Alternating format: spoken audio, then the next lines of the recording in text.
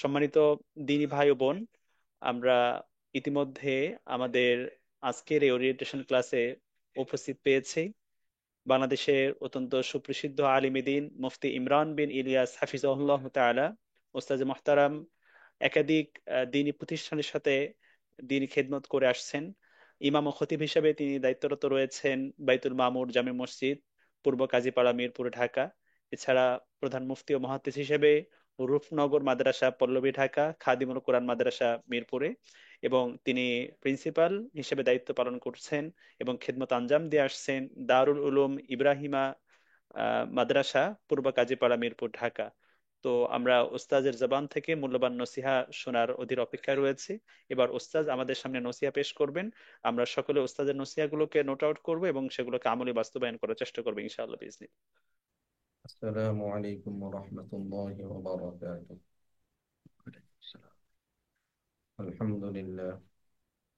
الحمد لله نحمده ونستعينه ونستغفره ونؤمن به ونتوكل عليه ونعوذ بالله من شرور أنفسنا ومن سيئات أعمالنا.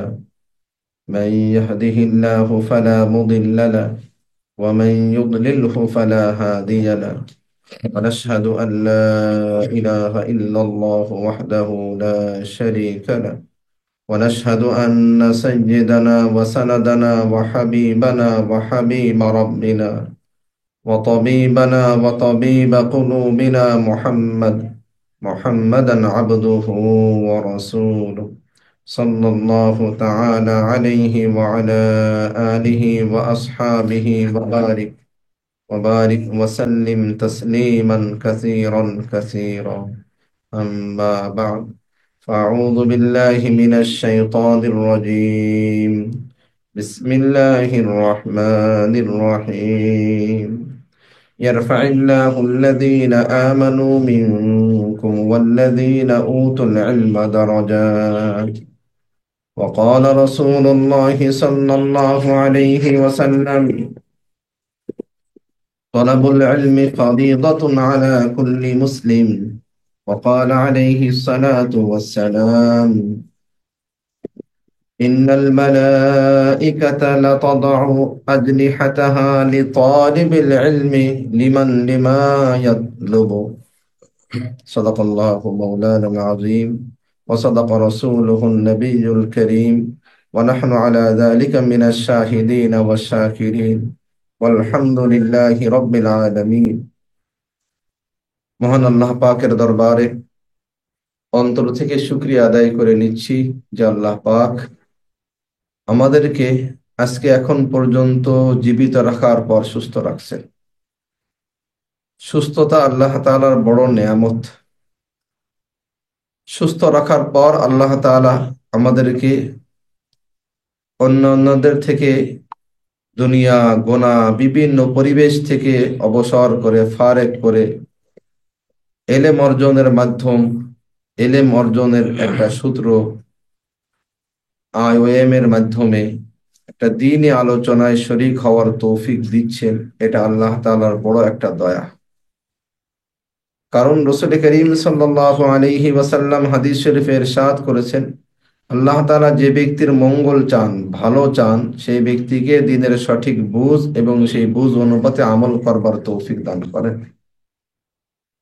আর আল্লাহ তাআলার কাছে ইলম আমল এটা স্থায়ী জিনিস, এটাই হলো দামি। আল মালু ওয়াল বানুনা জিনাতুল হায়াতিদ দুনিয়া ওয়াল বাকিয়াতুস সালিহাতু খায়রুন ইনদা রাব্বিকা সাওয়াবান ওয়া খায়রুন আমালা।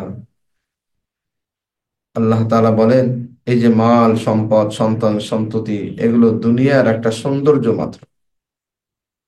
সৌন্দর্য এটা স্থায়ী না, অস্থায়ী হয়।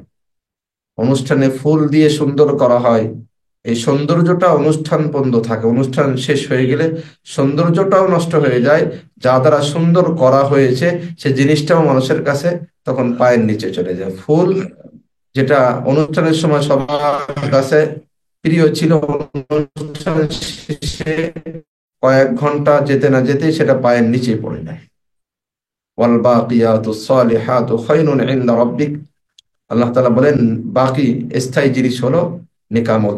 এটা আল্লাহ তাআলার কাছে বড় আশার জিনিস, বান্দা আল্লাহর কাছে বড় আশা পাবে এটার দ্বারা। তো আল্লাহ তাআলা আমাদের প্রতি দয়া করে এটা দ্বীনি শিক্ষার মাধ্যমে সবাইকে কোনো না কোনো ভাবে একত্রিত হওয়ার সূত্র এতে গাথার আল্লাহ তাআলা তৌফিক দিয়েছেন। এটা আল্লাহ তাআলার বড় দয়া এবং মেহেরবানি। আল্লাহ তাআলা যখন কোনো মানুষের উপর দয়া করেন, অনুগ্রহ করেন, নিয়ামত দেন, বান্দা যখন ওই নিয়ামতের মূল্যায়ন করে, তখন আল্লাহ তাআলা বান্দার ওই নিয়ামতকে আরো বাড়িয়ে দেন। ওই নিয়ামতের সুফল বান্দার মধ্যে আল্লাহ তাআলা দান করেন। তা আমরা দ্বীনি শিখার যে মাধ্যমে একত্রিত হয়েছি, এখানের আগে যে হযরত আলোচনা করলেন, আমাদের জবান দিয়ে যদি আল্লাহ তাআলা কোনো ভালো কথা বের করান, এই ভালোগুলো, আগের হজরতের কথাগুলো, এগুলো যদি আমরা আমাদের জীবনের পাথেয় হিসাবে, কিছুটা পাথেয় হিসাবে যদি আমরা গ্রহণ করি, তাহলেই হবে এই মজলিসের শুকরিয়া। আমি কোরআনে কারীমের সূরাতুল মুজাদালা 11 নম্বর আয়াত তেলাওয়াত করেছি। ইয়ারফাইল্লাহু আল্লাযীনা আমানু মিনকুম ওয়াল্লাযীনা উতুল ইলমা দারাজাত। আল্লাহ তাআলা দুই শ্রেণীর মানুষের মর্যাদা, সম্মান উঁচু করার কথা বলতেছেন। এক শ্রেণী হলো আল্লাযীনা আমানু, যারা ঈমান এনেছে। দ্বিতীয় শ্রেণী হলো যাদেরকে ইলম দেওয়া হয়েছে। এই দুই শ্রেণীর মর্যাদা আল্লাহ তাআলা উঁচু করে দিবেন এবং দিচ্ছেন। আপনাদের থেকে যারা একটু আরবি ভাষা সম্পর্কে একটু হলেও বুঝেছেন, জানেন, তারা এই শব্দটা বুঝবেন। ইয়ারফা ফেলে মুজারে, এটার অর্থ দুইটা অর্থ থাকে, বর্তমান এবং ভবিষ্যৎ।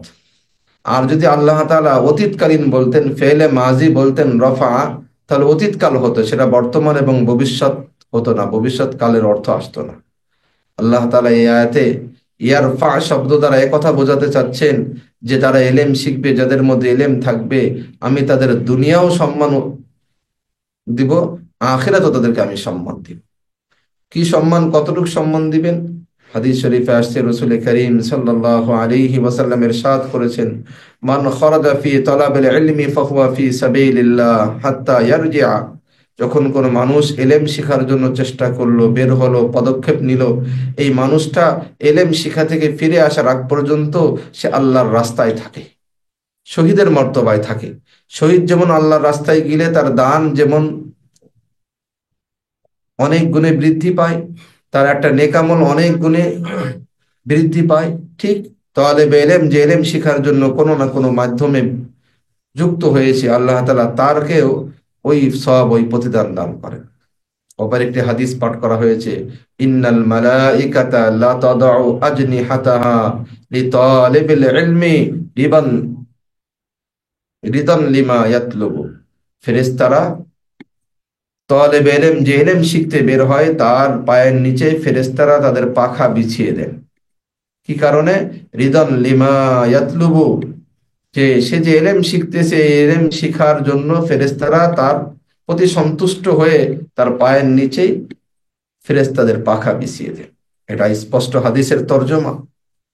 মানুষ যত সম্মানিত হয়, তার আয়োজন, তার অভিনন্দন, তার স্বাগত, তার স্বাগতম তত বেশি সুন্দর হয়। এক দেশ থেকে আর এক দেশের রাষ্ট্রপ্রধান, রাষ্ট্রীয় মেহমান যখন আসে, তখন বিমান থেকে নামার থেকে নিয়ে তার হোটেল পর্যন্ত, তার গাড়ি পর্যন্ত লাল গালিচা বিছানো হয়। লাল গালিচা বিছানো তারা একথা বোঝানো হয় সে এই রাষ্ট্রের কাছে বিশেষ মেহমান। এই বিশেষ মেহমানের জন্যই তাকে বিশেষ আয়োজন থাকে। আল্লাহ তাআলা যারা ইলম শেখে তাদের জন্য এই বিশেষ আয়োজনের ব্যবস্থা করেছেন, ফেরেশতাদের পাখা দ্বারা লাল গালিচা বানিয়ে দিয়েছে। এটা একমাত্র এলেমের জন্য। হাদিসে আসছে, আলেমের মর্তবা, যে এলেম শিখতে বের হয়, তার মর্তবা আর নবীর মর্তবা হলো মাত্র একটা মর্তবা ব্যবধান। ফদলুল আলিমি আলাল আবিদি কাফাদলি আলা আদনাকুম। সাধারণ মানুষ যে এলেম শেখে না আর যে এলেম শেখে, তার মাঝে আর সাধারণ মানুষের মাঝে মর্তবা এতটুক, নবীর সাথে সাধারণ উম্মতের মাঝে যে ব্যবধান আছে, একজন আলেম আর একজন আলেম নয়, তার মাঝে মর্তবার দিক থেকে এত বড় ব্যবধান। এলেম কাকে বলে? আমার আলোচনা আমি কয়েক ভাগে ভাগ করে নিব আপনাদের বোঝার সুবিধার্থে। একটা ভাগ থাকবে এলেমের পরিচয়, দ্বিতীয় আলোচনা থাকবে এলেম শিখার গুরুত্ব, তৃতীয় নম্বর আলোচনা থাকবে যে কি কি কারণে মানুষ এলেম থেকে বঞ্চিত হয়, এলেমের উপর ধারাবাহিকতা থাকতে পারে না, নিয়মিতভাবে ইস্তেকামাতের সাথে এলেম শিখতে পারে না। আলোচনা আগে আসি, প্রথমে এলেম কাকে বলে। এখানে যে এলেম শিক্ষা দেওয়া হয় এটা হলো কোরআন ও হাদিসের এলেম, ইলমে ওয়াহি। জাগতিক যে যে বিজ্ঞান, যে জ্ঞান আমরা অর্জন করি, এটাকে জ্ঞান বলা যায়। ইলমে ওয়াহি অর্থাৎ কোরআনের এলেম, হাদিসের এলেম, শরীয়তের এলেম শিক্ষা করা আর জাগতিক বিদ্যায় বিদ্বান হওয়া, জাগতিক জ্ঞানে জ্ঞানী হওয়ার মাঝে বড় পার্থক্য রয়েছে। কি পার্থক্য রয়েছে? জাগতিক জ্ঞান অর্জন করা, যদি কোনো মানুষ ভালো উদ্দেশ্যে জাগতিক জ্ঞান অর্জন করে, এটা তার সওয়াব হবে। আর যদি তার উদ্দেশ্য সঠিক না থাকে, তাহলে জাগতিক জ্ঞান অর্জন করে সে কখনো সওয়াব পাবে না। আবার এলেমের মধ্যে কিছু এলেম আছে মানুষের জন্য শেখা ফরজ, আবার কিছু এলেম আছে মানুষের জন্য শেখা ওয়াজিব, আবার কিছু এলেম আছে মানুষের জন্য শেখা, প্রত্যেকের জন্য শেখা সুন্নাত মুস্তাহাব। আবার কিছু স্তর আছে, জ্ঞান আছে যেটা শেখা হারাম। যেমন জাদুবিদ্যা শেখা, এটা হারাম। জাদুবিদ্যা যদি কোনো ব্যক্তি শিখতে চায়, সে হারাম কাজ করতেছে। অপর দিক থেকে প্রত্যেকটা মুসলমান, প্রত্যেকটা বোন, প্রত্যেকটা ভাই যেন সে তার শরীয়তের হুকুমটা মেনে তার জীবনটাকে শরীয়তের সাজে সজ্জিত করতে পারে, সে তার জীবনটাকে জান্নাতের পথে নিতে পারে, সে তার দুনিয়া আখিরাতের জীবনটাকে সুখময় শান্তিময় করতে পারে, এই জ্ঞান অর্জন করা প্রত্যেকটা মা বোনের প্রতি এবং প্রত্যেকটা ভাইদের প্রতি ফরজ। যেটা ওই হাদিস থেকে স্পষ্ট, তলাবুল ইলমি ফারিদাতুন আলা কুল্লি মুসলিম। যতক্ষণ পর্যন্ত এই ফরজ ইলম থেকে মানুষ বঞ্চিত থাকবে, ততক্ষণ পর্যন্ত সে ফরজ আদায় না করার গুনাহে সে লিপ্ত হবে। আদম আলাইহিস সালাতু ওয়াস সালাম আর ফেরেশতাদের মাঝে আল্লাহ তাআলা শ্রেষ্ঠত্বের প্রমাণ এভাবে ঘটিয়েছিলেন যে আল্লাহ তাআলা আদম আলাইহিস সালাতু ওয়াস সালামকে সিজদা করার পর যখন ফেরেশতাদেরকে বলবেন যে তোমরা সিজদা করো, তা সিজদা করার জন্য তো সম্মানিত হইতে হবে। সম্মানিত ব্যক্তিকে সিজদা করা হয়। আল্লাহ তাআলা আদম আলাইহিস সালাতু ওয়াস সালামকে ওয়াল্লামা আদম আল আসমাআ কুল্লাহা, সূরা বাকারার শুরুতে আল্লাহ তাআলা বলেন যে আদম আলাইহিস সালাতু ওয়াস সালামকে সব জিনিসের নাম শেখানো হলো। সেটা শরীয়তের গুরুত্বপূর্ণ কোনো এলেম ছিল না, সব জিনিসের গুরুত্বপূর্ণ কোনো জ্ঞান ছিল না, কিন্তু বস্তুর নাম শিখাই দেওয়ার পর তখন ফেরেশতাদের সামনে বলা হলো, আদম আম্বিউহুম, আপনি তাদেরকে এই এলেমগুলো শিখাই দেন। জিবরাইল আলাইহিস সালাতু ওয়াস সালাম সহ দামি দামি ফেরেশতাও সেখানে ছিলেন। সব ফেরেশতাদের সামনে আদম আলাইহিস সালাতু ওয়াস সালাম যখন এটা বললেন, বলার পরে ফেরেশতাদেরকে আগে শেখানো হয়েছিল, কিন্তু তারা এটা শিখতে পারে নাই, ধরে রাখতে পারে নাই। আদম আলাইহিস সালাতু ওয়াস সালামকে শেখানোর পর আদম আলাইহিস সালাতু ওয়াস সালাম যখন সবাইকে এটা বললেন, শিখাই দিলেন, তখন আদম আলাইহিস সালাতু ওয়াস সালামের শ্রেষ্ঠত্ব প্রমাণিত হলো। তিনি যে ফেরেশতাদের চাইতে দামি, এটা প্রমাণিত হলো। তখন উসজুদু লি আদম, আল্লাহ তাআলা বললেন এখন তোমরা আদমকে সিজদা করো। তাহলে ফেরেশতার মাঝে আর আদম আলাইহিস সালাতু ওয়াস সালামের মাঝে এই পার্থক্যটা শুরু হয়েছিল ইলম শেখার মাধ্যমে। আদম আলাইহিস সালাতু ওয়াস সালামের মধ্যে ইলম ছিল আর ফেরেশতাদের মধ্যে ইলম ছিল না। এই ইলম থাকা না থাকার কারণে একজন আরেকজনকে সিজদা করছে। এখান থেকে ইবলিস সিজদা না করার কারণে অভিশপ্ত হয়ে বের আসছে। তো ইলম শিখার বিভিন্ন স্তর আছে। এই স্তরে যে স্তরে হোক না কেন, এলেম আমার জন্য, আমার দুনিয়ার উন্নতির জন্য বড় মাধ্যম, বড় মাধ্যম। কিভাবে মাধ্যম? সাহাবীদের ঘটনাই শুনি। হযরত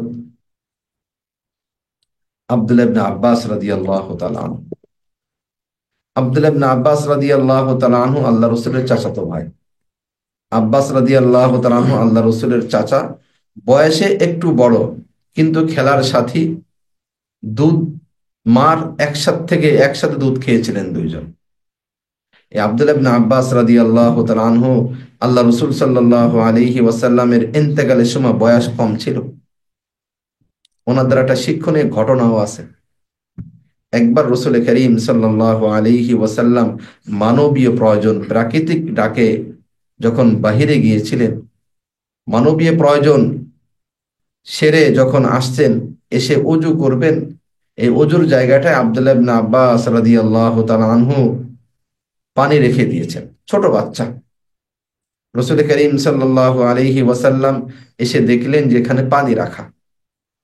অনেক সময় আমরা আমাদের আব্বা আম্মা, আমাদের বোনেরা স্বামীর জন্য, ছাত্র শিক্ষকের জন্য তার চাওয়ার আগেই তার চাহিদা মোতাবেক জিনিসটা তার সামনে দিয়ে রাখি আমরা। এটা বড় দোয়ার একটা মাধ্যম। এটা দ্বারা মানুষের দোয়া পাওয়া যায়, অন্তরের দোয়া পাওয়া যায়।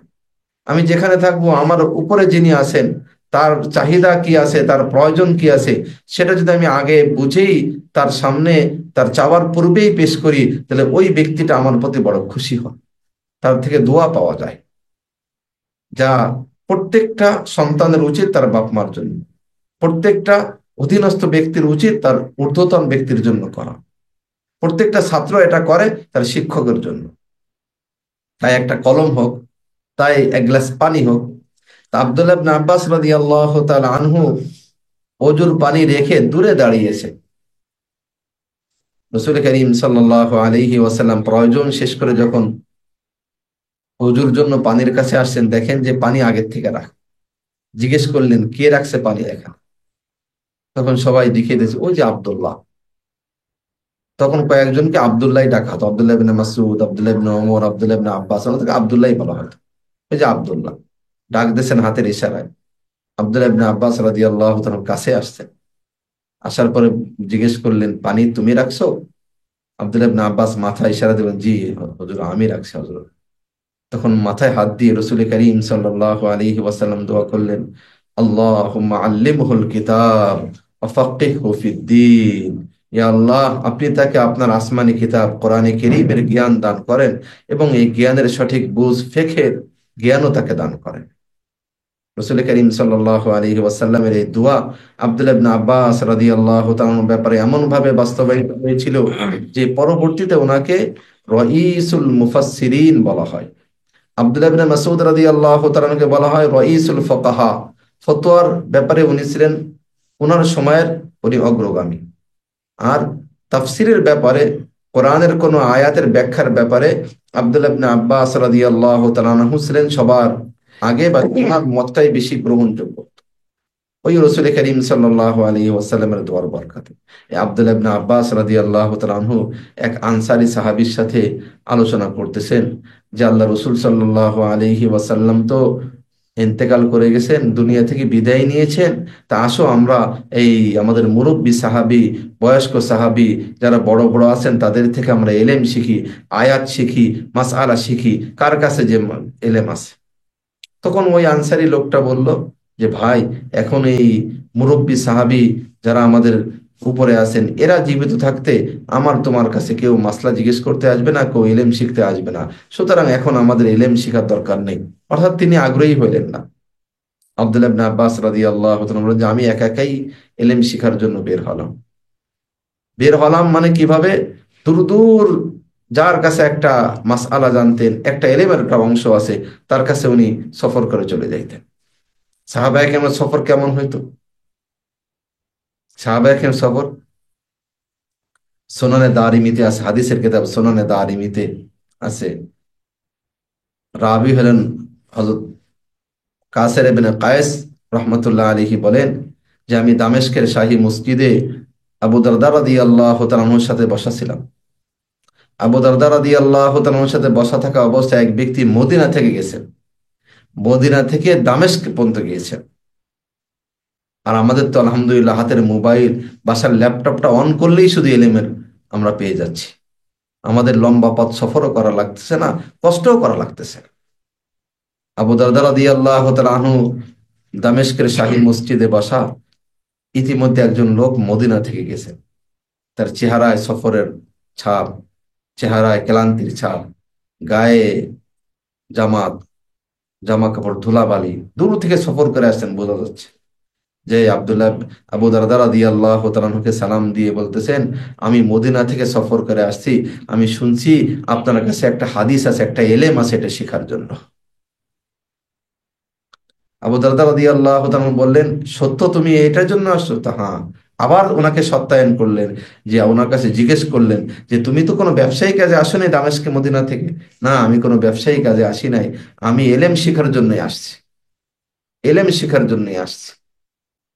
তখন আবু দারদা রাদিয়াল্লাহু তাআলা আনহু বললেন যে তাহলে তুমি শোনো, রাসূল করিম সাল্লাল্লাহু আলাইহি ওয়াসাল্লাম বলছেন, মান সালাকা ফি তলাবিল ইলমি সাহহালাল্লাহু লাহু তরিকান ইলাল জান্নাহ।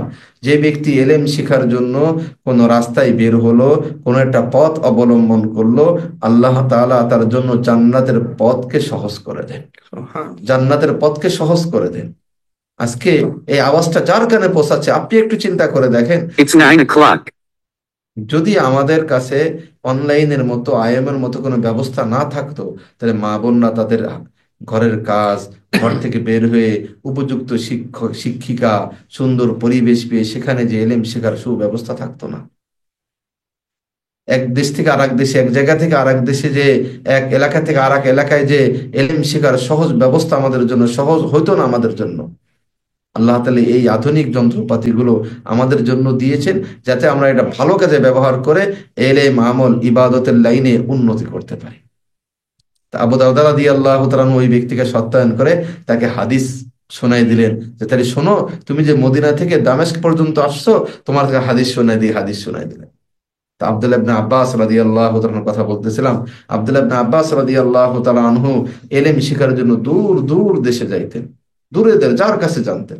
একাধিকবার এমন হয়েছে যে মর্যাদার দিক থেকে ওনার বংশের দিক থেকে অনেক সাধারণ একজন সাহাবী, তার বাড়ির সামনে যে উনি শুয়ে আছেন, অপেক্ষা করতেছেন, গায়ে চাদর আছে, লম্বা সময় অপেক্ষা করতে করতে গায়ের উপরে ধুলাবালি পড়তে পড়তে চেহারা একেবারে ধুলাবালি মিশ্রিত হয়ে গেছে। একবার তো এমন হয়েছেন যে জোহরের আগে গেছেন, জানছেন যে উনি এ সময় আরাম করেন, কাইলুলা করেন, বাড়ির সামনে উনি আরাম করতেছেন, আরাম করতে করতে শুয়ে পড়ছেন। তখন বাড়িওয়ালা নামাজের আগে, আসরের নামাজের আগে বের হয়ে দেখে যে অবস্থায়, আপনি আল্লাহ রসুলের চাচাতো ভাই আব্দুল্লাহ ইবনে আব্বাস, আব্বাস রাদিয়াল্লাহু তাআলার ছেলে, আপনি এই অবস্থায় রয়েছেন। হযরত, আমি আপনার কাছে একটা এলেম নেওয়ার জন্য আসছি, একটা এলেম নেওয়ার জন্য আসছি। ইমাম শাফি রহমতুল্লাহ আলাইহি, ইমাম মোহাম্মদ রহমতুল্লাহ আলাইহির ওস্তাদ। এ ধরনের বহুত ঘটনা। ইমাম বুখারী রহমতুল্লাহ আলাইহির কথাই বলি। ইমাম বুখারী রহমতুল্লাহ আলাইহির জন্ম হয়েছে 194 হিজরিতে। 11 বছর বয়স যখন ওনার, 11 বছর বয়স যখন ওনার, তখন থেকে উনি হাদিস মুখস্থ করা শুরু করছেন।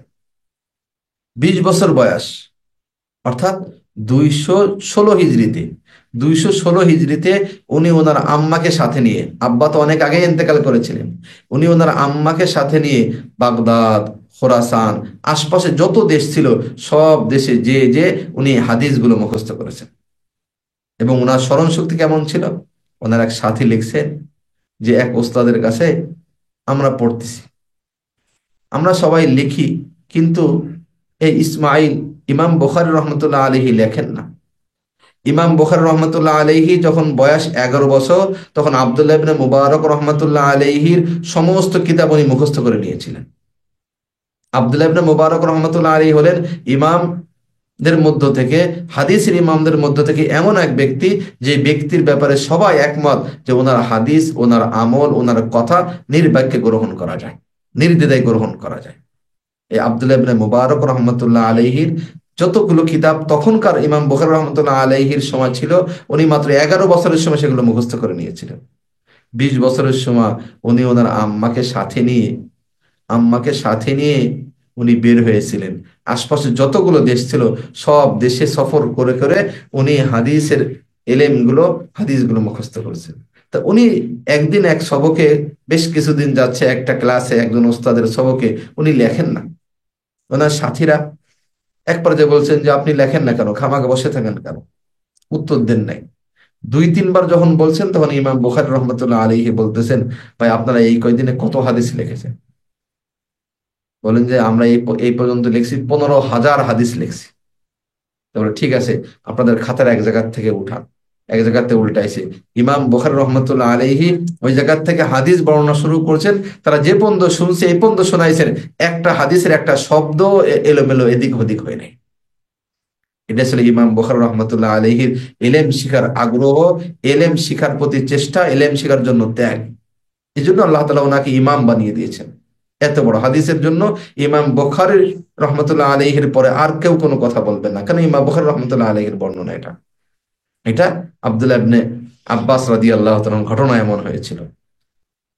উনি ওই বাসায় আরাম করতেছেন, হাদিসের অপেক্ষায় আছেন। জোহরের আগে গেছেন, বাড়িওয়ালা ঘুমাচ্ছেন।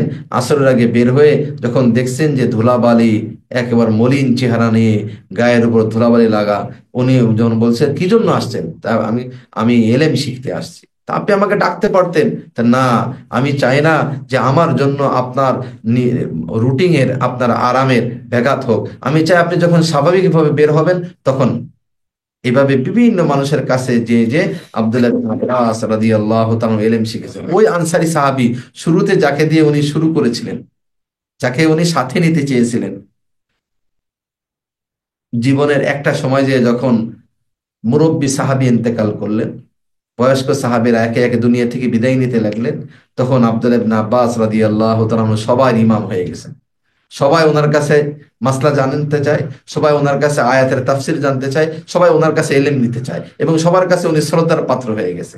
তখন ওই আনসারী সাহাবী বলতেন বারবার, হাই বুঝছি, আমিও যদি তখন আব্দুল্লাহ ইবনে আব্বাস রাদিয়াল্লাহু তাআলা আনহুর সাথে ইলম শেখার জন্য বের হইতাম, তো হয়তো আল্লাহ তাআলা আমাকেও আজকে এমন সম্মানিত করে দিতেন।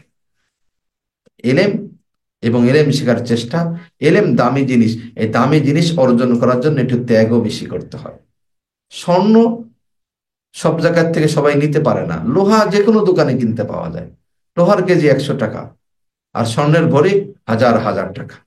এই জন্য এলেম দামি জিনিস হওয়ার কারণে এলেম অর্জন করার পিছনে ত্যাগ এবং কোরবানিও আমাদের বেশি লাগবে, কোরবানিও বেশি লাগবে। এলেম শেখার পথে বাধা কি জিনিস সবচাইতে? একজন দিনদার মানুষ, একজন মা, একটা বোন, একটা ভাইয়ের এই কথা সবসময় স্পষ্ট জানতে হবে যে আমাদের জীবনের উন্নতির পিছনে সবচেয়ে বড় শত্রু হলো শয়তান। ইন্না শায়তানা লাকুম আদুউম মুবিন। এই শয়তান আমাদের জীবনের সবচেয়ে বড় বাধা। কেন? আল্লাহ তাআলা যখন তার তার বেয়াদবির কারণে আদম আলাইহিস সালাতু ওয়াস সালামকে সিজদা না করার কারণে যখন তাকে বের করে দিচ্ছিলেন আল্লাহ তাআলা, তখন সে এই কথা বলে ওয়াদা নিয়েছিল, লা উযিয়ান্নাহুম আজমাইন ইল্লা ইবাদাকা মিনহুমুল মুখলাসিন। হে আল্লাহ, আমি আপনার বান্দাদের কে ধোঁকা দিব। লা উযিয়ান্নাহুম, অবশ্যই অবশ্যই আমি আপনার বান্দাদেরকে ধোঁকা দেব। ইল্লা ইবাদাকা মিনহুমুল মুখলাসিন, তবে মুখলেস বান্দা, যে ইখলাসের সাথে ইলম শিখবে, ইখলাসের সাথে মেহনত করবে, তাকে ধোঁকা দিতে পারবেন না, ধোঁকা দিতে পারবে না শয়তান। সূরা আরাফের আয়াতে আল্লাহ তাআলা ইবলিসের কথা নকল করে বলেন যে সুম্মা লাআতিয়ান্নাহুম মিন বাইনি আইদিহিম ওয়া মিন খালফিহিম ওয়া আন আইমানিহিম ওয়া আন শামাইলিহিম, যে আমি শয়তান মানুষের ডান দিক দিয়ে আসবো, বাম দিক দিয়ে আসবো, সামনের দিক দিয়ে আসবো, পিছনের দিক দিয়ে আসবো। এরপরে বলেন অধিকাংশই তাদেরকে শকরকারী পাওয়া যাবে না। তারা একটু শিখছে, এটা শকর করবে না। তারা একটু শিখছে, আমল করতেছে, তার শকর আদায় করবে না। শয়তান আমাদের চিরশত্রু হওয়ার কারণে মানুষ যে পথে উন্নতি হবে, যে পথে গেলে তার দুনিয়া আখিরাতের সফলতা আসবে, সেই পথেই শয়তান মানুষকে বাধা দেয়। আর যে পথে উন্নতি হবে না, ক্ষতিগ্রস্ত হবে, সেই পথে শয়তান বাধা দেয় না। একজন মানুষ যদি কোনো গুনাহ করতে যায়, শয়তান কখনো বাধা দেবে না, আরো উস্কাই দিবে। কিন্তু এলেম শিখতে গেলে, ইবাদত করতে গেলে শয়তান তাকে বাধা দেবে, সব কাজে তাকে বাধা দিবে। হাদিসের একটা ঘটনা শোনাই। হযরত আবু হুরায়রা রাদিয়াল্লাহু তাআলা থেকে হাদিস বর্ণিত, মিশকাত থেকে নিয়ে হাদিসের সব কিতাবে আছে হাদিসটি, যে গনিমতের মাল আসছে, গনিমতের মাল আসছে, রাত্রে পাহারা দেওয়ার জন্য হযরত আবু হুরায়রা রাদিয়াল্লাহু তাআলাকে দায়িত্ব দিয়েছেন, উনি দায়িত্ব পেয়েছেন। রাত্রে উনি এই মাল পাহারা দিবেন, খেজুর আছে, গম আছে, শস্য খাবার আছে, তা সারা রাত ধরে পাহারা দিবেন। উনি নিয়ত করলেন যে আমি কিছু রাত্রে ইবাদত করি, তাহাজ্জুদ পড়ি। তো উনি মালের এক পাশে দাঁড়িয়ে তাহাজ্জুদ নামাজ পড়তেছেন। তাহাজ্জুদ নামাজ কয়েক রাকাত হতে না হতেই আওয়াজ শুনতেছেন। রাত্র সবাই নীরব, নিস্তব্ধ, কোনো আওয়াজ নাই। সব সব আওয়াজ হচ্ছে, কেউ মনে হয় ওই শস্য দানা থেকে, খাবার থেকে হাতে করে খাবার নিচ্ছেন। এই অবস্থা হলে উনি তাড়াতাড়ি নামাজ শেষ করে তাকে ধরছে। যখন চোরকে ধরছে, চোরকে ধরার পরে তখন চোর বলে, ভাই আমি অভাবী মানুষ, আমার পরিবার বড় অভাবী, আমরা সবাই ক্ষুধার্ত আছি, এই কারণেই আমি চুরি করতে আসি, ভাই আমাকে ছেড়ে দেন। সাহাবায়ে কেরামের দিল নরম, যাদের আমল নামা নেকি বেশি তাদের দিল নরম, যাদের আমল নামায় গুনাহ বেশি এদের দিল শক্ত। ইবাদতের দ্বারা দিল নরম হয়, গুনাহের দ্বারা দিল শক্ত হয়। জামায় যখন ময়লা লেগে যায়, পাতলা জামা ময়লা লাগলে জামাটা শক্ত হয়ে যায়। জামাটা যখন ময়লা থাকে না, পরিষ্কার করা হয় তখন এই এই জামাটা নরম হয়ে যায়। তো যে ব্যক্তির দিলের মধ্যে শক্ত বক্রতা আছে, যে ব্যক্তির দিলের মধ্যে কঠোরতা আছে, বুঝতে হবে আমার দিলের মধ্যে কোনো না কোনো গুনাহ আছে। আর দিল যদি পরিষ্কার থাকে, ইবাদতের দ্বারা, আমলের দ্বারা, এলেম শিক্ষার দ্বারা আমার দিলকে যদি আমি পরিষ্কার রাখার চেষ্টা করি, তাহলে আমার দিলটা নরম থাকবে। সাহাবায়ে কেরাম দিল ছিল নরম। হযরত আবু হুরায়রা রাদিয়াল্লাহু তাআলা আনহু ছেড়ে দিলেন। সকালবেলা ফজরের নামাজের পরে রাসূল করিম সাল্লাল্লাহু আলাইহি ওয়াসাল্লাম জিজ্ঞাসা করতেছেন, ইয়া আবা হুরায়রা মা ফাআলা আসিরুকাল বারিহা, হাদিসের শব্দ, হে আবু হুরায়রা, রাত্রে তোমার চোরের কি খবর? গত রাত্রে তোমার চোরের কি খবর? আল্লাহ তাআলা আল্লাহ রাসূল সাল্লাল্লাহু আলাইহি ওয়াসাল্লামকে জানিয়ে দিয়েছেন কোনোভাবে। তখন হযরত আবু হুরায়রা রাদিয়াল্লাহু তাআলা বললেন যে আল্লাহর রাসূল সে বড় অভাবী, তার পরিবার অভাবে রয়েছে, ক্ষুধার্ত, বিভিন্ন অজুহাত পেশ করেছে, এজন্য আমি তাকে ছেড়ে দিয়েছি। আল্লাহ রাসূল সাল্লাল্লাহু আলাইহি ওয়াসাল্লাম বলেন, সায়াউদু, সে অচিরেই আবার তোমার কাছে আসবে। হযরত আবু হুরায়রা রাদিয়াল্লাহু তাআলা বলেন যে আল্লাহ রাসূল এই এই কথার পরে আমি নিশ্চিত ছিলাম যে ওই চোরটা আবার আসবে। দ্বিতীয় দিন আবার একই রকম পাহারা দিতে গিয়েছেন হযরত আবু হুরায়রা রাদিয়াল্লাহু তাআলা আনহু। পাহারা দিতে গিয়ে ওই একই রকম অবস্থা, চোর এসে মাল নেওয়া শুরু করতেছে। মাল নেওয়া শুরু করলে চোরের হাত ধরছেন। হাত ধরার পরে চোর আগের মতো অনুনয় বিনয় বিভিন্ন অজুহাত পেশ করছে। আজকেও হযরত আবু হুরায়রা রাদিয়াল্লাহু তাআলা ছেড়ে দিয়েছেন।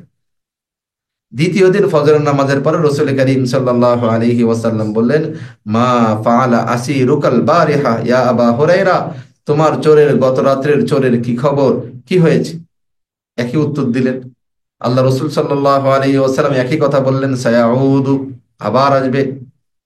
দ্বিতীয় দিন পরে তৃতীয় রাত্রে যখন আসছে, আজকে আর আবু হুরায়রা রাদিয়াল্লাহু তাআলা কি করবেন না, ছাড়বেন না, শক্তভাবে ধরছে, শক্তভাবে ধরছে।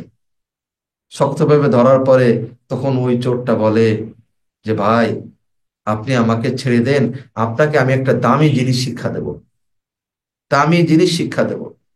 আপনি এই এটার উপর আমল করলে আপনি সারা রাত আল্লাহ তাআলার নিরাপত্তায় থাকবেন, আল্লাহ তাআলার হেফাজতে থাকবেন, ইত্যাদি ভাবে আগ্রহ সৃষ্টি করেছেন, উৎসাহিত করেছেন। হযরত আবু হুরায়রা রাদিয়াল্লাহু তাআলা আনহু তাকে এই আমল শিখার ওয়াদা দিয়ে ছেড়ে দিলেন।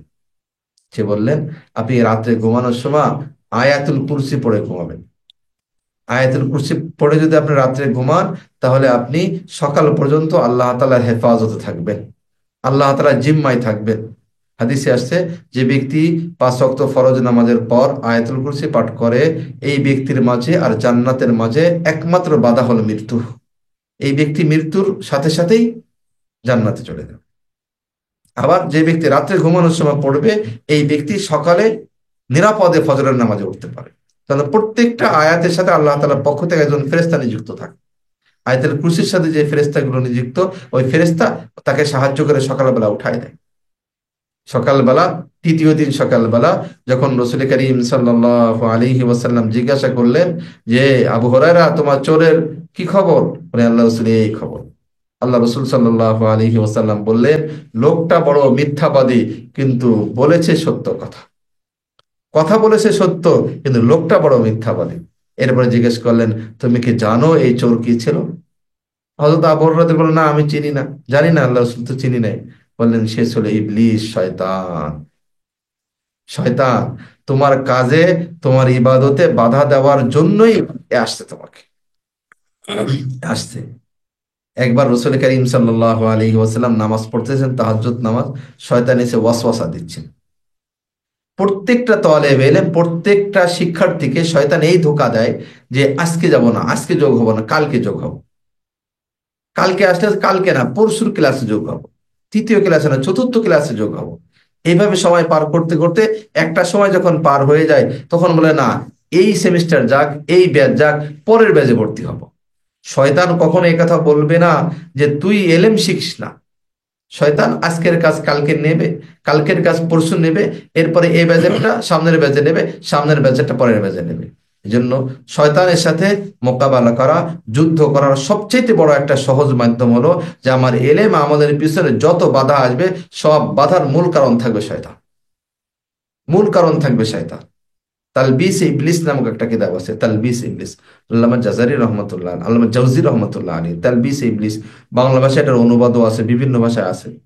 এই কিতাবে আছে যে মানুষ যে ধরনের হয়, শয়তান তাকে ওই রূপ নিয়ে, ওই জ্ঞান নিয়ে তাকে ধোঁকা দিতে আসে।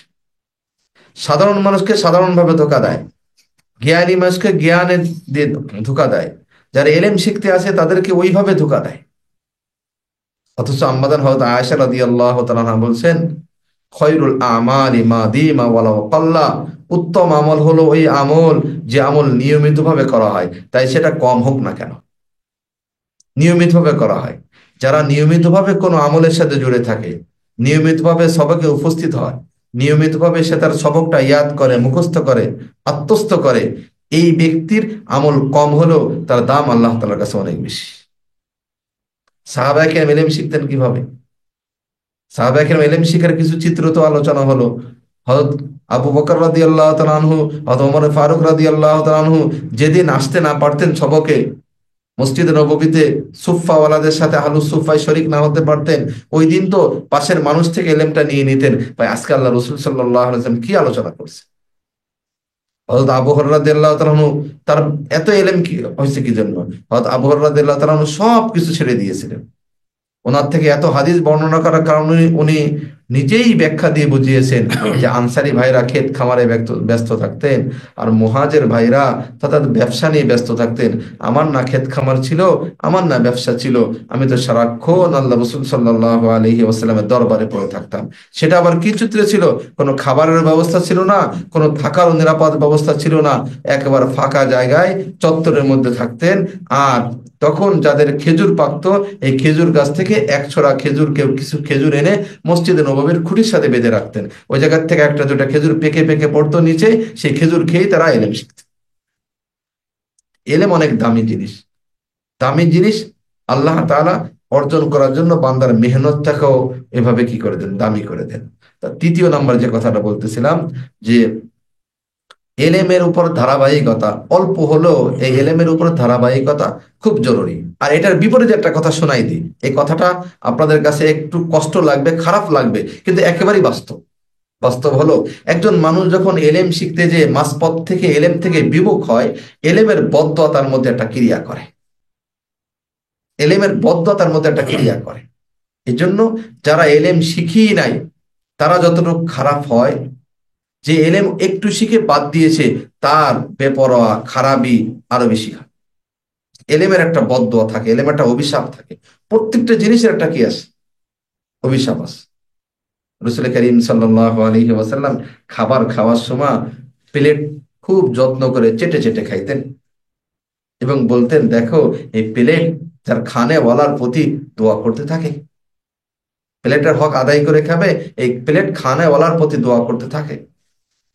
এলেম আল্লাহ তাআলার কাছে নবীদের নবুয়তের দায়িত্বের মাঝে আর উম্মতের মাঝে সম্পর্ক করে দিয়েছেন এলেম। আল উলামা ওয়ারাসাতুল আম্বিয়া লাম ইউরিথু দিনারা ওয়ালা দিরহামা বাল ওয়ারাসুল ইলমা, যে নবীদের ওয়ারিস হলো যারা এলেম শিখবে। ওলামা বলতে যারা সার্টিফিকেটধারী, এটাই উদ্দেশ্য না, যার মধ্যে এলেম থাকবে সে নবীর ওয়ারিস, কোরআন হাদিসের সহি এলেম থাকবে সে আলেম। আমাদের সমাজে একটা হয়তো একটা বিশ্বাস হয়ে গেছে যে সার্টিফিকেটের সাথে সম্পর্কিত না, আমি কোরআন হাদিসের এলেম শিখতেছি কিনা এটা। এলেম যার মধ্যে আসবে সে নবীর যে ওয়ারেসের হবার যে মূল ভিত্তি, বাল ওয়ারাসুল ইলমা, নবী দিনার দিরহামের মালিক বানিয়ে যান না, নবী মালিক বানিয়ে যান এলেমের। এলেম হচ্ছে নবীর সাথে উম্মতের সাথে মর্যাদার যে একটা বড় পার্থক্য এলেম থাকা আর না থাকার মাঝে। যে উম্মতের মধ্যে এলেম থাকবে ওই উম্মত তার সাধারণ সাথীর উপর তার মর্যাদা এতটুকু হবে, একজন সাধারণ উম্মতের উপর নবীর মর্যাদা যতটুকু, নবীর মর্যাদার মতো। আর এলেম ওয়ালার প্রতি আল্লাহ রাসূল সাল্লাল্লাহু আলাইহি ওয়াসাল্লাম বলছেন যে এলেম শেখে তার জন্য শুধু অন্যরা দোয়া করে এমন না, সমুদ্রের মাছ গর্তে পিপিলিকা পর্যন্ত তার জন্য দোয়া করে। দুনিয়া এই পর্যন্ত কোথাও ইতিহাস দেখানো যাবে না যে কোনো মানুষ এলেম শিখে ক্ষতিগ্রস্ত হয়েছে। বরঞ্চ 100 ভাগের 100 ভাগে দেখা যাবে এখলাসের সাথে, সহি নিয়তে সঠিকভাবে এলেম শিখছে, আল্লাহ তাআলা তার দিন দুনিয়ার উন্নতি দিচ্ছেন, তার সম্মান দিচ্ছেন, তার জীবনটাকে সুন্দর করে দিচ্ছেন। যে বোন এলেম শেখে ওই বোনকে তার পরিবারের সবাই ভিন্ন দৃষ্টিতে দেখে, তার শাশুড়ি, তার বোন, তার আত্মীয় স্বজন ভিন্নভাবে দেখে। বিপদে পড়লে তার কাছে দোয়া চায়, বিপদে পড়লে তার কাছে দোয়া চায়, জটিল কোনো বিষয় হলে তার সাথে একটু মাশওয়ারা করতে চায়, কারণ এলেম তাকে সম্মানিত করে ফেলছে। ইজ্জুদ্দিন ইবনে আব্দুস সালাম রহমতুল্লাহ আলাইহি, ইজ্জুদ্দিন ইবনে আব্দুস সালাম রহমতুল্লাহ আলাইহির দামেস্কের শাহী মসজিদের টুকাই ছিলেন, 700 হিজরির মানুষ ইজ্জুদ্দিন ইবনে আব্দুস সালাম রহমতুল্লাহ আলাইহি। একদিন রাত্রে ওনার গোসল ফরজ হয়েছে, গোসল ফরজ হলে গোসল করেছেন, শীতের রাত ছিল, আবার দ্বিতীয়বার আবার গোসল করা লাগবে, আবার গোসল করছেন। গোসল করার ফলে শীতের তীব্রতায় উনি সেন্সলেস, জ্ঞান হারিয়ে ফেলছেন, অজ্ঞান হয়ে গেছে, ফজরের নামাজ পড়তে পারেন নাই। সূর্য যখন উঠছে, সূর্যের কিরণে যখন তাপমাত্রা বাড়ছে, তখন উনি হুঁশ ফিরে নামাজ পড়ছেন। নামাজ পড়ে দামেস্কের মসজিদের ইমাম সাহেবের কাছে জিজ্ঞেস করেছেন, হজরত এই মাসলা। তখন মাসলা বলার সময় উনি একটু ধিক্কারও দিয়েছেন, এই জন্যই তো এলেম শিখতে হয়, আপনার জন্য এই তীব্র শীতের মধ্যে গোসল করে অজ্ঞান হওয়ার চাইতে তাইমুম করলেও আপনার জন্য হয়ে যাইত। আপনি কেন আপনার নিজের উপরে অতিরিক্ত চাপ দিয়েছেন? আপনি এলেম জানেন না, আপনার ফরজ এলেম আপনার জানা নাই, এই ধিক্কার দিয়েছেন। ইজ্জুদ্দিন ইবনে আব্দুস সালাম রহমতুল্লাহ আলাইহি বলেন, এই ধিক্কার থেকে আমার মনে একটু জেদ আসছে, ইচ্ছা আসছে, আমি এলেম শিখবো। উনি এলেম শিখতে পেরে দীর্ঘ 12 বছর মেহনত করছেন। সেটা আবার কি, দিনে উনি জীবিকার যে মাধ্যম ছিল সেই মাধ্যমে উপার্জন করতেন, জীবিকার মাধ্যম, ওনার উপার্জন যে পদ্ধতি সেই পদ্ধতি। আর সন্ধ্যার পরে যে ওস্তাদের কাছ থেকে যে এলেম নিতে হয়, হাদিসের ওস্তাদের কাছ থেকে হাদিস, ফেকের ওস্তাদের কাছ থেকে ফেক, তাফসিরের ওস্তাদের কাছ থেকে তাফসির, এভাবে নিতে নিতে উনি 12 বছর ধরে এলেম শিখেন। 12 বছরের শেষে যায় দামেস্কের মসজিদে খতিব ইন্টারভিউ হবে, খতিব ইন্টারভিউতে উনি একজন প্রার্থী হয়ে হয়েছেন, প্রার্থীতে উনি ওই মসজিদের পরবর্তীতে খতিব হিসেবে নিযুক্ত হয়েছে। এলেম মানুষকে কি করে দেয়। ইন্তেকালের সময় ওসিয়ত করে গিয়েছিলেন যে আমার গোসলের শেষ গোসলের যে পানি গরম করবে, সেই পানি গরম করার জন্য আমি যে কলম দ্বারা লিখেছি, তখন দোয়াতের মধ্যে কলম ভিজায় ভিজায় লিখতে হইতো, এবং বাঁশের কুঞ্চি কাঠ চিকুন করে ওটাকে দোয়াতে ভিজায় ভিজায় লেখা হতো। বেশ কিছু সময় লেখার পরে ওই অগ্রভাগ পোতা হয়ে যাইতো, চিকন থাকতো না, তখন ছুরি দিয়ে ওটা আবার একটু চিকন করে নিতে হতো। এখন আমাদের দেশে যেটা আমরা এখন কাঠ পেন্সিল হিসেবে ব্যবহার করি যেগুলোকে, একটু পরে আবার কি করতে হয়, বেশ লেখার পর আবার কাটতে হয়। এই যে টুকরাটা, এই টুকরাটা উনি জমা করে রাখতেন, ওনার কলমের কাটার টুকরা অংশগুলো উনি জমা করে রাখতেন। জমা করে রাখছেন তো রাখছেন, মৃত্যুর আগে ওসিয়ত করে গিয়েছিলেন যে আমার গোসলের পানি যেন আমার ওই কলমের টুকরা দ্বারা করা হয়। ইতিহাসের কিতাবে লেখছে যে ওনার গোসলের পরে ওই কলমের টুকরা দেওয়া, তো গোসলের পানি গরম হয়ে গেছে, আরো অনেক টুকরা বেঁচে ছিল। কি পরিমাণ উনি লিখে গেছে, কি পরিমাণ উনি মেহনত করে গেছে। এলেম মানুষকে অনেক দামি করে দেয়। ইমাম ওয়াকি রহমতুল্লাহ আলাইহি, ইমাম ওয়াকি রহমতুল্লাহ আলাইহি এক সময় বড় আল্লাহওয়ালা বুজুর্গ ইমাম শাফি রহমতুল্লাহ আলাইহি যে ওস্তাদের কাছ থেকে এলেম নিয়েছিলেন, ইমাম ওয়াকি রহমতুল্লাহ আলাইহির জীবনীতে আছে যে উনি দেখলেন যে আমি যে এলাকায় থাকি, এই এলাকায় অনেক মানুষ ফরজ এলেম থেকে বঞ্চিত, না পারে সহিভাবে কোরআন শিখতে, না পারে জরুরি মাসলা মাসাইল শিখতে, এবং এরা ছিল ভিস্তিওয়ালা, পানি বিক্রি করত, গ্রাম থেকে কলসে করে পানি এনে এনে শহরে বিক্রি করত। তখন ইমাম ওয়াকি রহমতুল্লাহ আলাইহি উনি ইচ্ছা করলেন, আমি যে দুপুর বেলা ঘুমাই একটু, এই ঘুমানোটা আমি ঘুমাবো না। আমি এই কথাটা এই জন্য বলতেছি, আমাদের সময়ের মধ্যে থেকে অনেক সময় এমন থাকে যে সময়টা আমরা অনর্থক কাজে ব্যয় করি। মোবাইলের কাজে ব্যয় করি, দৈনিক পত্রিকার কাজে ব্যয় করি, গল্পের কাজে ব্যয় করি, এবং বিশেষ প্রয়োজন নয় এমন অনেক কাজে আমরা সময়টা নষ্ট করি। ওই সময় থেকে কিছু সময় বাঁচিয়ে যদি আমি এলেম শিখার পিছনে ব্যয় করি, তাহলে এটা আমার দুনিয়ার উন্নতি, আখিরাতের নাজাতের বড় মাধ্যম হবে। ওয়াকি রহমতুল্লাহ আলাইহি জোহরের পরে আরাম না করে বের হওয়া শুরু করলেন। দেখেন বৃষ্টিওয়ালারা গ্রাম থেকে কলসে করে পানি নিয়ে আসে, যখন কলস ভর্তি করে পানি আনেন তখন তো আর তাদের সাথে কথা বলাটা ঠিক না, ভারী বোঝা। ইসলামের আদব এটা।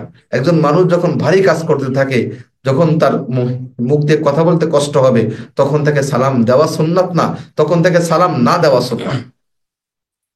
একজন মানুষ ভারী বোঝা নিয়ে যাচ্ছে, তার এই এই মুহূর্তে কথা বলতে কষ্ট হচ্ছে। একজন মানুষ কোনো কঠিন চিন্তায় চিন্তিত, হিসাবে ব্যস্ত, তখন তাকে সালাম না দেওয়া। তাই ওয়াকি রহমতুল্লাহ আলাইহি ওই ভিস্তিওয়ালারা পানি নিয়ে আসতেন, পানি নিয়ে যখন কলস খালি করে যাইতো তখন ওনাদের সাথে হাঁটতে থাকতেন। ভিস্তিওয়ালাকে জিজ্ঞেস করতেন, ভাই তোমার কি 10টা সূরা মুখস্থ আছে? তোমার কি জরুরি মাসলা জানা আছে? তারা তো না বলতো। তখন উনি এক একজনকে এক একদিন এক একটা জিনিস শিক্ষা দিতেন। শিক্ষা দিতে দিতে দিতে দিতে একটা সময় এমন হলো, ওই মহল্লায় এমন কোনো মানুষ ছিল না যার ফরজ এলেম শিখতে বাকি আছে। আজকে আয়মও হয়ে আমাদের প্রত্যেকের ঘরে ঘরে হযরত ওয়াকি রহমতুল্লাহ আলীর মতো এলেম পৌঁছা দেওয়ার একটা মাধ্যম হয়ে গেছে। এটাকে মূল্যায়ন করা চাই। গুনাহ মুক্ত অবস্থায় আমি যে কোনো পদ্ধতিতে এলেম শিখতে পারি, এটা একটা নিয়ামত। এই নিয়ামতকে যদি আমি মূল্যায়ন করি, তাহলে আজকে আমরা দুনিয়ার যে গুনাহ সয়লাবের মধ্যে ডুবে রয়েছি, গুনাহকে গুনাহই আমরা জানি না। এলেম থেকে বঞ্চিত হওয়ার যে সমস্ত কারণগুলো বলতে চাচ্ছিলাম, 1 নম্বর হলো শয়তান।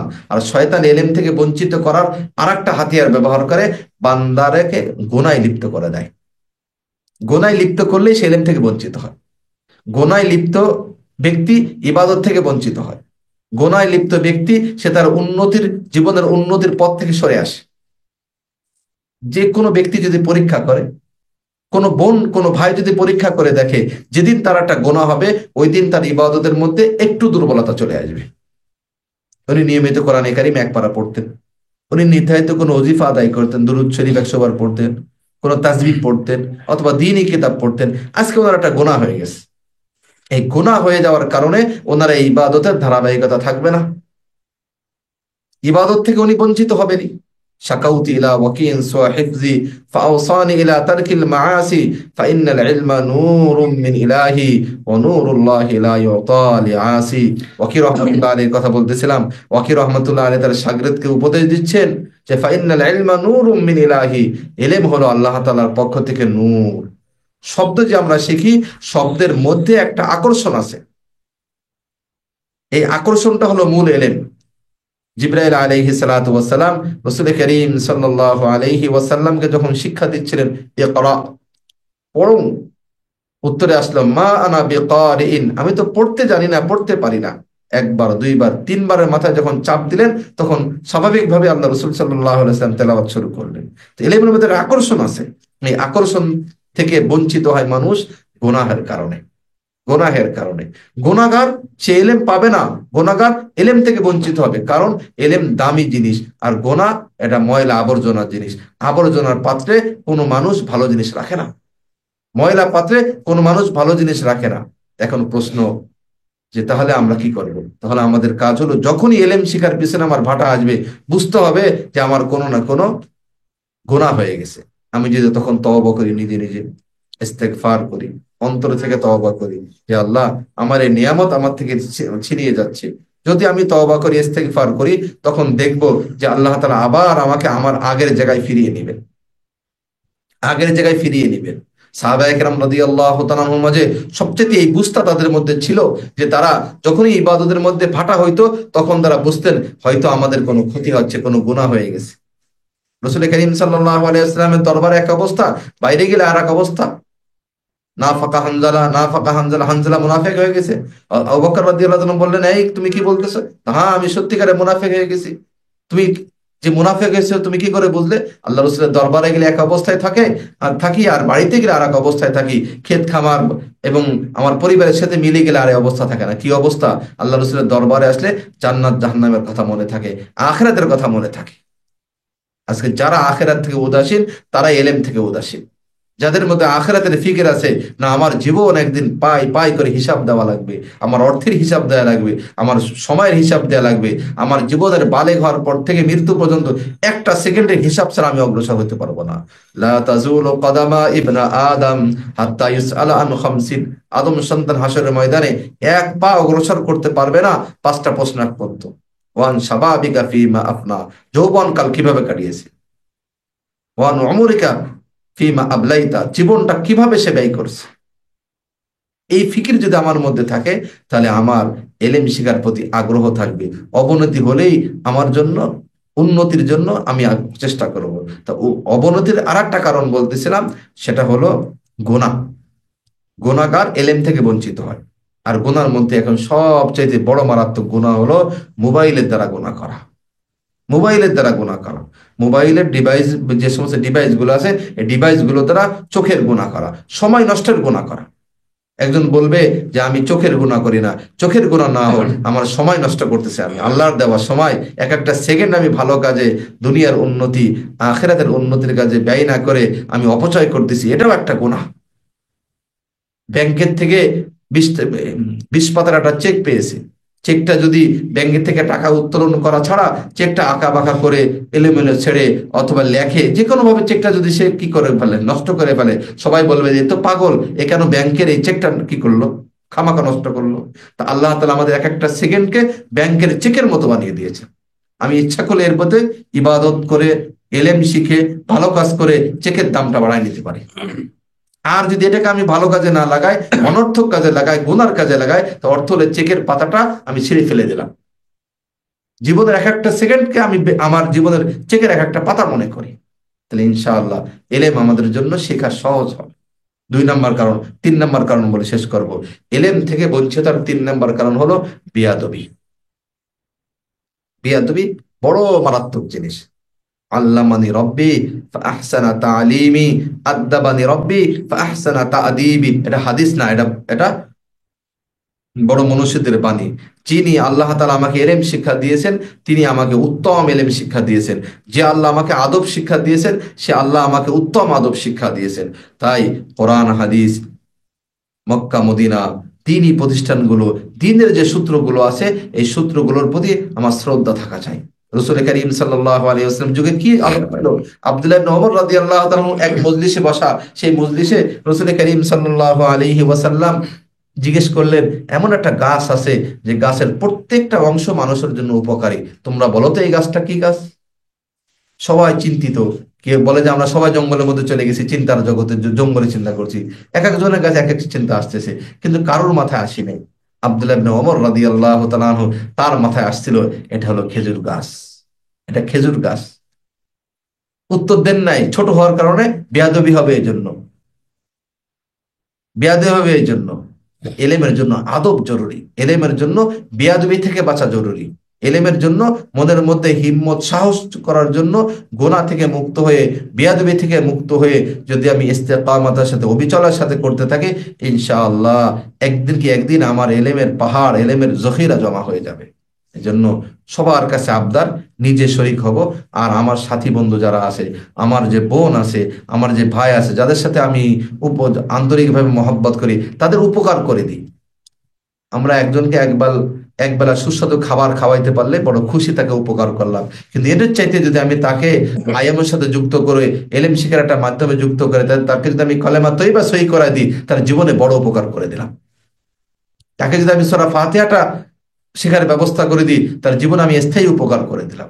তাকে যদি আমি এলেমের রাস্তা দেখাই দিই, তাহলে তাকে আমি জীবনের একটা উন্নতির পথ তাকে আমি দেখাই দিলাম। আর দাল্লু আলাল খাইরি কাফাইলিহি, যে ব্যক্তি নেক আমলের দিকে পথ দেখায়, সেও সম পরিমাণ সমান সওয়াবের মালিক হয়। আর এটা হলো এলেমে শিখার জন্য মাধ্যম। যদি আমি শিখতেছি, আমার আর এক বন্ধু আছে, বান্ধবী আছে, তাকে আমি যোগ করে দিয়েছি, তাই সেও আমাকে উৎসাহিত করবে, আমিও তাকে উৎসাহিত করবো। আমি যেদিন যাব না, আমি যেদিন ক্লাস করব না, কি সে যদি আমার কি নেয়, খবর নেয়, আর সে যেদিন কি করবে না, ক্লাস করবে না, সেদিন যদি আমি তার খবর নিই যে আজকে তুমি কেন ক্লাসে আসলে না, তুমি আজকে কেন ক্লাসে জয়েন করলে না, তখন দেখা যাচ্ছে একে অপরের সাথে উৎসাহ হবে এটার কারণে। এটা ইলম শিখার একটা মাধ্যম। জামাতবদ্ধ হওয়া, ঐক্যবদ্ধ হওয়া, একে অপরের সাথে হিসাব রাখা। তাহলে আমি শিখতেছি, আমার পরিচিত যারা আছে তাদেরকেও যদি আমি যুক্ত করে দিই, তাদের সাথে যদি আমি যোগাযোগ রাখি যে তারা যোগ হচ্ছে কিনা, তারাও যদি আমার সাথে যোগাযোগ রাখে, তো এই মাধ্যমে আমাদের উৎসাহিত হওয়ার একটা বড় সহজ হবে। তা মূল কথা আসতেছিল, আলোচনার সার কথা আসতেছিল এলেমের ফজিলত। এলেম শিখা অনেক স্তর আছে যেটা শেখা ফরজ, এবং এলেমের ফজিলত দুনিয়া, আল্লাহ আল্লাহ রসুলের পরে ইবাদত আর এলেমের যত ফজিলত আছে, দুনিয়া আর কোনো জিনিসে এত ফজিলত নাই।